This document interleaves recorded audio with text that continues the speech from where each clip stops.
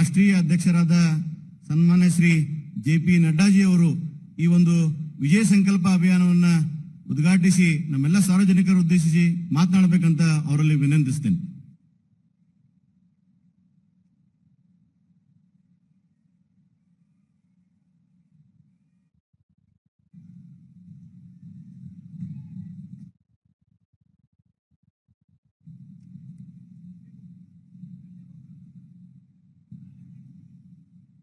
बोलिए भारत माता की, भारत माता की। मुझे पीछे से आवाज नहीं आ रही है। भारत माता की। आज के इस विजय संकल्प यात्रा अभियान के शुरुआत में इस कार्यक्रम में मंच पर बैठे हम सबके बहुत ही आदरणीय और भारतीय जनता पार्टी के वरिष्ठ नेता, पार्लियामेंट्री बोर्ड के सदस्य और पूर्व में मुख्यमंत्री रहे सम्माननीय बी.एस. येडियुरप्पा जी, हमारे सी.एन. अश्वत्थ नारायण जी जो प्रदेश सरकार में मंत्री हैं, श्री सिद्धराजू जी स्टेट के महामंत्री, हमारे बहुत ही लोकप्रिय सांसद श्री रमेश जी, हमारे एमएलए रमेश भूसानूर जी, हमारे सुमना गौड़ा पाटिल जी, ए.एस. पाटिल जी, पी.एच. पुजारा जी और हमारे हनुमंता निरानी जी, मंच पर उपस्थित सभी विधायकगण, हमारे वरिष्ठ नेतागण और यहां इतनी बड़ी संख्या में एकत्र आए सम्मानीय देवियों और सज्जनों, मीडिया के मेरे साथी, प्रिंट मीडिया और इलेक्ट्रॉनिक मीडिया के मेरे साथी, आज मुझे बीजापुर में स्वामी सिद्धेश्वर जी के मठ में आश्रम में जाने का सौभाग्य प्राप्त हुआ। ऐसी पुण्य भूमि, ऐसी भक्ति से भरी भूमि, ऐसे भक्त जनों के साथ पवित्र भूमि, ऐसी भूमि को मैं सबसे पहले तो नमन करता हूं और आपसे आशीर्वाद लेकर के अपनी बात शुरू करता हूं। जो मैं यहां पर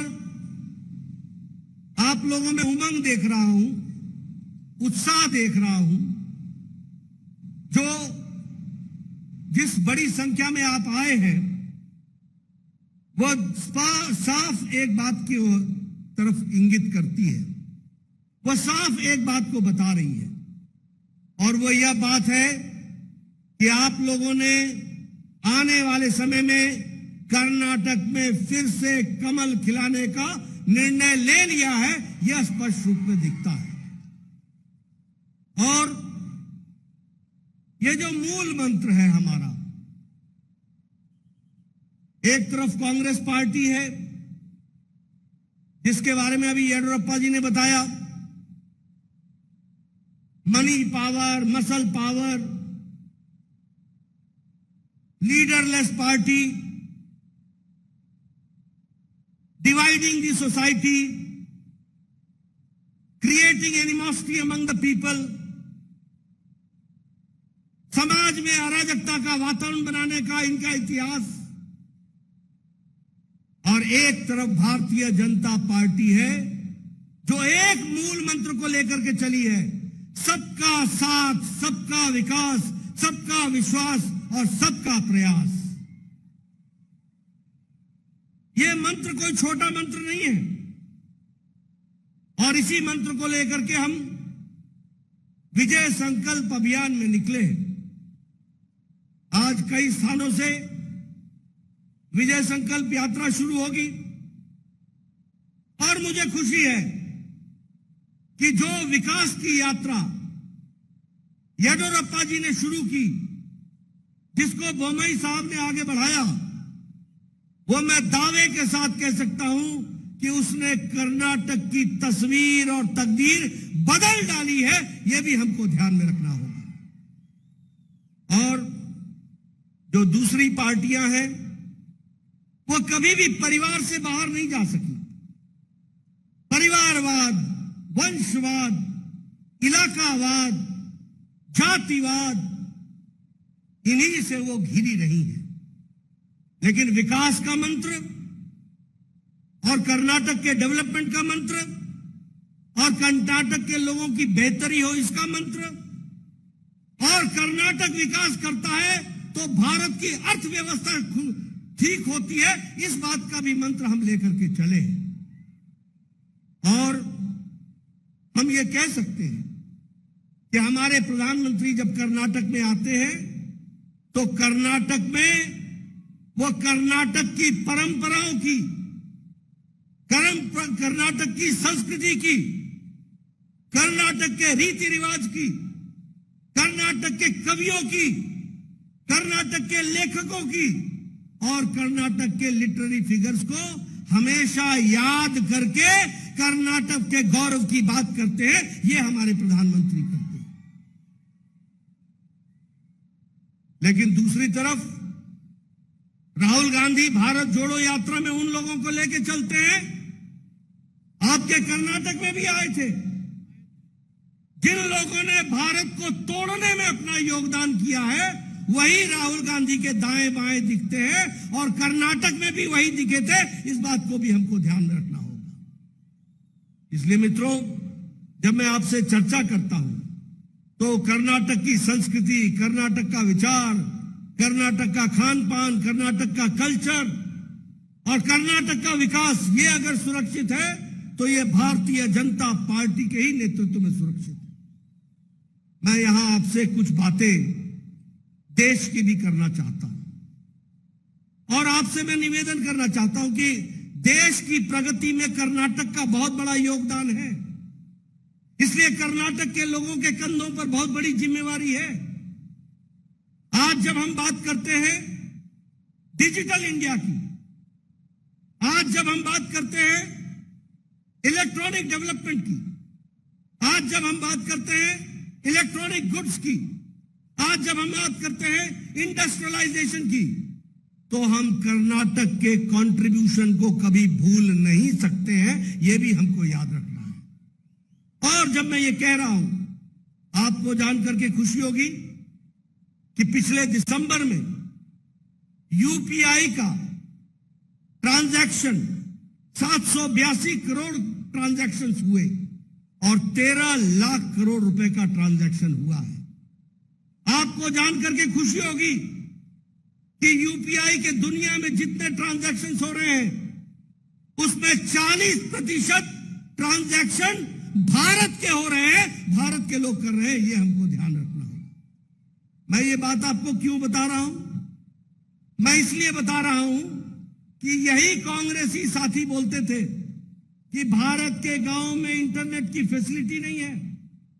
यही हमारे कांग्रेसी भाई बोलते थे कि यहां डिजिटल इंडिया कैसे होगा, यहां आधार को कैसे जोड़ा जाएगा, यहां आधार को कैसे साधारण आदमी लाभ ले सकेगा। आज आपको जानकर के खुशी होगी कि डीबीटी के माध्यम से, डायरेक्ट बेनिफिट ट्रांसफर के माध्यम से प्रधानमंत्री मोदी जी ने 25 लाख करोड़ रुपए आपके बैंक के खाते में पहुंचा दिए हैं। यह भी हमको ध्यान रखना होगा। यह विकास की एक नई कहानी है। 2014 में ऑप्टिकल फाइबर 350 किलोमीटर बिछा था, सिर्फ 350 किलोमीटर ऑप्टिकल फाइबर। टुडे 2022 में 2,78,000 ऑप्टिकल फाइबर बिछ गया है। यह भारत का बदलता भारत है। कितना? 2,78,000 किलोमीटर की ऑप्टिकल फाइबर भारत में बिछ चुकी है। मैं अगर बात करूं, आप लोगों के हाथ में मोबाइल है। 2014 में 92% मोबाइल बाहर से आता था, हम इंपोर्ट करते थे, 92%। Today I am happy to share with you that India is manufacturing, Bharat manufacture कर रहा है। 97% मोबाइल भारत में बन रहा है। इसको भी याद रखना होगा। 97। आप लोगों में कोई अगर स्मार्टफोन एप्पल ले तो उसका कवर पढ़ लेना। अब कवर पे ये नहीं लिखा हुआ है मेड इन चाइना, कवर पर लिखा है मेड इन इंडिया। आज इंडिया में एप्पल का मोबाइल बन रहा है, मैन्युफैक्चर हो रहा है, यह भी हमको याद रखना है। इलेक्ट्रॉनिक गुड्स में हम 1 लाख करोड़ हम बेचते थे इलेक्ट्रॉनिक गुड्स, आज हम 6 लाख करोड़ का सामान बेच रहे हैं। और जहां हम एक्सपोर्ट 0 करते थे, आज हम 70,000 करोड़ का एक्सपोर्ट इलेक्ट्रॉनिक गुड्स में कर रहे हैं। उसी तरीके से स्टील में भारत 4थे नंबर से 2रे नंबर पर आ गया है। और आपको जानकर के खुशी होगी, आप लोगों ने सुना होगा ऑटोमोबाइल मतलब जापान, डैटसन की कार, टोयोटा की कार, मित्सुबिशी, बाकी सारी चीजें आप सुनते थे, आप जापानीज कार के बारे में सुनते थे, विशेष करके डैटसन और टोयोटा की। आपको जानकर खुशी होगी कि भारत ने जापान को पछाड़कर दुनिया में 3रे नंबर का ऑटोमोबाइल इंडस्ट्री भारत बन गया है। यह भी याद रखने की जरूरत है। India has become the 3rd automobile industry. यह हमारा परिचय है। हम 10वीं नंबर की इकोनॉमी थे, 10वीं नंबर की इकोनॉमी। और पिछले साल हमने मोदी जी के नेतृत्व में जिस ब्रिटेन ने हमको 200 साल राज किया, उसको पछाड़कर हम 5वीं नंबर की अर्थव्यवस्था आज देश में बन गए। और आपको जानकर के खुशी होगी कि among the states Karnataka is one of the 2 states who is leading in the economic infrastructure में कर्नाटक आगे है। यह भी हमको याद रखना होगा। इसलिए आपका कंट्रीब्यूशन हम कभी भूल नहीं सकते और उसको कभी भी हम किनारे नहीं रख सकते हैं। यह भी हमको ध्यान में रखना होगा। कल प्रधानमंत्री जी ने लगभग 71,000 लोगों को नौकरी दी है। रोजगार मेला में कहा है 10 लाख लोगों को नौकरी देंगे। यह 3रा फेज है। पहले 2 फेजों में 1,40,000 लोगों को नौकरी दी थी, कल 72,000 लोगों को नौकरी दी है। इसलिए जब लोग हमारे को रोजगार की बात करते हैं तो सरकारी क्षेत्र में प्रधानमंत्री मोदी जी किस तरीके से काम कर रहे हैं वो भी हमको ध्यान में रखना। मित्रों, ये तो मैंने आपसे चर्चा की दुनिया की, लेकिन मैं आपसे चर्चा करना चाहता हूं। देखो, इस उंगली में बहुत ताकत है। ये सही जगह बटन दबाता है तो सही फैसले हो जाते हैं, और अगर गलत जगह बटन दबाता है तो त्राहिमाम हो जाता है, त्राहिमाम हो जाता है। और कहने के लिए नहीं कह रहा हूं, मैं आपसे पूछना चाहता हूं, बताइए भारत में वैक्सीनेशन 100% हो गया है कि नहीं हो गया है? हो गया कि नहीं हो गया है? 140 करोड़ की जनता को 220 करोड़ का डोज लग चुका है कि नहीं लग चुका है? डबल डोज लग चुका है कि नहीं लग चुका है? बूस्टर लग चुका है कि नहीं लग चुका है? अभी अमेरिका में वैक्सीनेशन सिर्फ 76% हुआ है, यूरोप में 64% हुआ है, चाइना में जानकारी नहीं है किसी को कि वैक्सीनेशन हुआ भी है कि नहीं हुआ है, और हुआ है तो कितना हुआ है कोई जानकारी नहीं। और आप लोग बैठे, किसी ने भी मास्क नहीं लगाया है, सब नजदीक नजदीक बैठे हैं। ये इसलिए बैठे हैं कि मोदी जी ने आपको सबको सुरक्षा चक्र दे रखा है, वैक्सीन लगा करके आपको सुरक्षा दे रखी है। यह भी आपको याद रखना होगा। India's largest and the fastest vaccination programme, और इंडिजिनस। और आपको जानकर खुशी होगी कि भारत ने हमारी वैक्सीन 100 देशों को भेजी है, 100 देशों को। और आपको यह भी जानकर खुशी होगी कि इस 100 देश में 50 देशों को मुफ्त में भेजी है, मुफ्त में उनको इलाज के लिए दिया है। इसलिए मैं बार बार बोलता हूं, अब भारत मांगने वाला नहीं है, अब भारत देने वाला है, दुनिया को दे रहा है। यह भारत का बदलता चित्र है। आप बताइए, कर्नाटक से भी बच्चे यूक्रेन में फंसे थे कि नहीं फंसे थे? फंसे थे कि नहीं? कौन सा प्रधानमंत्री या राष्ट्रपति है देश का जिसने अपने बच्चों को लाने के लिए प्रयास किया हो? कौन सा ऐसा राष्ट्रपति? अमेरिका ने कोशिश की क्या? ऑस्ट्रेलिया ने की क्या? यूरोप ने की क्या, पाकिस्तान ने की क्या, बांग्लादेश ने की क्या। लेकिन यहां हमारे प्रधानमंत्री जी ने एक तरफ फोन लगाया पुतिन को और एक तरफ फोन लगाया जेलेंस्की को और युद्ध का विराम किया और 32,000 बच्चे पूरी सुरक्षा के साथ भारत पहुंचा दिए। ये बदलता भारत। और उनको रिसीव करने के लिए 4 कैबिनेट मंत्री भेजे गए, 4 cabinet ministers. This is pro responsive, this is proactive, this is proactive governance, this is responsible government. ये जिम्मेवारी से काम करने वाली गवर्नमेंट है। आप बताइए, जब 100 साल पहले महामारी आई थी, 100 years बिफोर, बीमारी से ज्यादा लोग भूखमरी से मर गए थे, भूखमरी से। लेकिन प्रधानमंत्री जी ने प्रधानमंत्री गरीब कल्याण अन्न योजना चला करके 80 करोड़ की जनता के पेट में रोटी की व्यवस्था की, भोजन की व्यवस्था की, किसी को भी भूखे नहीं सोने दिया और भारत उठ खड़ा हुआ। यह भी हमको याद रखना होगा। और मैं आपको बताना चाहता हूं कि भारत IMF के अनुसार अति गरीबी में अब 1% से नीचे आ गया है, यह प्रधानमंत्री गरीब कल्याण अन्न योजना के कारण। आप बताइए, हमारा स्वच्छ भारत मिशन, कर्नाटक में 27 लाख टॉयलेट्स बने, 27 लाख। सारे देश में 12 करोड़ टॉयलेट्स बने। इसका मतलब क्या हुआ कि हमारी बहनें 27 लाख से sisters of Karnataka and 12 crore mother and sisters of the country, they used to go for the natural needs outside in the fields. ये कैसा देश था भाई? Which type of country was it? हमारा देश कैसा था जहां 12 करोड़ बहनों को अपने दैनिक जीवन की आवश्यकताओं के लिए खेतों में जाना पड़ता हो।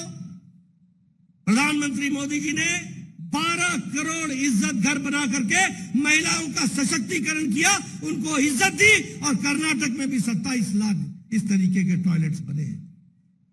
दिस इज विमेन एम्पावरमेंट, यह है महिला सशक्तिकरण। उसी तरीके से अगर मैं बात करूं प्रधानमंत्री आवास योजना, मैं बार बार लोगों को सुनाता हूं, बार बार। मैं 93 में I had become the MLA and I was the leader of the opposition in 93. मेरा BDO ब्लॉक डेवलपमेंट ऑफिसर मेरे पास आता था और कहता था, Nadda ji, tell me, you have been sanctioned 1 Indira Awas Yojana house in 2 panchayat. 2 पंचायतों में आपको 1 इंदिरा आवास योजना मिली है। बताइए इसको किसको देना है? मैंने कहा, यार 100 बीमार 1 अनार, मैं क्या करूंगा? आप ही फैसला कर लो क्या करना है क्या नहीं करना है। ये हालत थी कांग्रेस की सरकार की। और आपको जानकर खुशी होगी कि प्रधानमंत्री आवास योजना में मोदी जी ने संकल्प लिया, कोई गरीब पक्के छत के बगैर नहीं रहेगा। और आज मैं कह सकता हूं 3 करोड़ 60 लाख मकान पक्के प्रधानमंत्री आवास योजना में बन के तैयार हो गए हैं। यह भी हमको याद रखना होगा। और आपको जानकर खुशी होगी कि 8.5 lakh 8,50,000 houses have been constructed by Yediyurappa ji and Bommai ji in Karnataka for the people of Karnataka, that you have to understand. Karnataka में भी यह हुआ है। आयुष्मान भारत, मैं आपसे चर्चा करना चाहता हूं। आपको शायद मालूम नहीं होगा गरीब आदमी की हालत कैसी होती है। अगर गरीब आदमी को कैंसर हो जाए तो वो घर में मर जाता था। वो इलाज नहीं कराता था कि उसको पता था कि इलाज कराऊंगा उधार हो जाएगा, घर बिक जाएगा। हार्ट की बीमारी होती थी, कोई इलाज नहीं कराता था। और हमारे MLA प्रधानमंत्री और मुख्यमंत्री राहत कोष से पैसे मांगते थे, इसकी बाईपास करा दो, इसका ये करा दो, उसका वो करा दो। Today out of 140 crore people, 50 crore, 40% of the Indian population, 50 crore को मोदी जी ने 5 लाख रुपए प्रति साल प्रति परिवार गंभीर बीमारियों से लड़ने के लिए इलाज के लिए व्यवस्था की है आयुष्मान भारत के तहत। 5 लाख। हर साल 2022-23 अभी नया बजट आएगा 2023-24, अब नया 5 लाख मिल जाएगा। कितनों को? 50 करोड़ लोगों को। और यहां कर्नाटक में आपने और स्कीम भी चलाई है, क्या नाम है उसका? यशस्विनी। यशस्विनी एक स्कीम आपने भी चलाई है। जो आयुष्मान भारत से बच जाएगा वो यशस्विनी में आ जाएगा, कर्नाटक के लोगों का भला हो जाएगा। इस तरीके के काम को लेकर के चले। मैं आपसे पूछता हूं, मैं कांग्रेसियों का नाम नहीं लूंगा, लेकिन ये जितने पूर्व मुख्यमंत्री और वर्तमान और भावी मुख्यमंत्री कांग्रेस के बन रहे हैं, एक भी बता सकता है कोई योजना? एक भी योजना बता सकता है? क्या किया उन्होंने कर्नाटक के लिए? मैं एक पर एक योजनाएं आपको गिना रहा हूं। मैं आपको बता रहा हूं कि किस तरीके से हमने विकास के लिए काम किया। प्रधानमंत्री किसान सम्मान निधि, आपको जानकर के खुशी होगी कि 60 लाख लोग किसान को कर्नाटक में हर चौथे महीने 2-2 हजार रुपए मिल रहा है। और बीजापुर में 2,50,000, 2.5 लाख लोगों को 2-2 हजार रुपए किसान सम्मान निधि में मिल रहा है। गांव, गरीब, वंचित, पीड़ित, शोषित, दलित, महिला, युवा, किसी के लिए भी काम किया है तो वो भारतीय जनता पार्टी ने काम किया है। अगर मैं कर्नाटक की बात करूं, अभी 19 तारीख को 3 दिन पहले आदरणीय प्रधानमंत्री जी आए थे और उन्होंने 10,800 करोड़ का शिलान्यास कर्नाटक की धरती पर किया है। 10,800 करोड़ रुपए का। कभी कोई प्रधानमंत्री आया था? बताओ, आया था क्या? कभी आया? कभी पूछा? कभी पूछा किसी ने? यह परिस्थिति आकर के खड़ी है। आप बताइए, प्रधानमंत्री जी ने आपको, हमारे बेनिफिशियरीज को, लंबानी कम्युनिटी को, हमारे कालाबुर्गी में उनको 50,000 बेनिफिशियरीज को हकू पत्र दिया कि नहीं दिया? रमेश जी, दिया कि नहीं दिया हकू पत्र? कभी सोचा था? हम जनता के लिए काम करने वाले लोग हैं। मैं तब आपको गिना रहा हूं कर्नाटक की बात।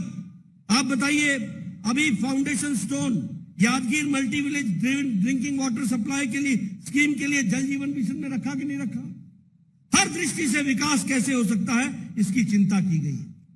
आपने देखा होगा वंदे भारत ट्रेन, भारत में 400 ट्रेनें चलेंगी वंदे भारत की। और आपको मालूम होगा 11 नवंबर को केएसआर रेलवे स्टेशन बैंगलोर से ट्रेन जो चली थी मैसूर टू चेन्नई, यह अभी ट्रेन चल पड़ी है। और इस तरीके से अभी 8 ट्रेनें चली है। 400 ट्रेनें भारत में वंदे भारत में चलेंगी। बदलती तस्वीर, और ये मॉडर्न भारत का नक्शा होगा, उसको भी आप याद रखिए। उसी तरीके से काशी दर्शन के लिए, अयोध्या दर्शन के लिए यहां से ट्रेन चल रही है। उसी तरीके से आप बताइए, टर्मिनल 2 बैंगलोर का केम्पागोड़ा, ये एयरपोर्ट का उद्घाटन प्रधानमंत्री जी ने किया कि नहीं किया? आप बताइए, नाथ प्रभु केम्पागोड़ा की तस्वीर 108 फीट की, उसका अनावरण किया कि नहीं किया? कभी किसी ने आकर के नाथ प्रभु केम्पागोड़ा को इज्जत देने का काम किसी प्रधानमंत्री ने किया था क्या? Has any prime minister done it? Has they ever thought about the people of Karnataka? कभी उन्होंने सोचा कि कर्नाटक के लोगों की चिंता होनी चाहिए, उनके लोगों की उन लोगों को आगे गौरव उनका दिखाना चाहिए, बढ़ाना चाहिए? ये काम किया है तो हमारे यशस्वी प्रधानमंत्री नरेंद्र मोदी जी ने किया। मैं मैंगलोर रिफाइनरी और पेट्रोकेमिकल्स के लिए वहां 1,830 करोड़ रुपए खर्च हो रहा है।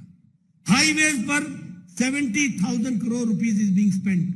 मैं अभी जब आ रहा था, कोई सड़क नहीं देख रहा हूं जो सिंगल लेन हो या डबल लेन हो। Every road is 4 lane. Am I right? क्या मैं सही बोल रहा हूं?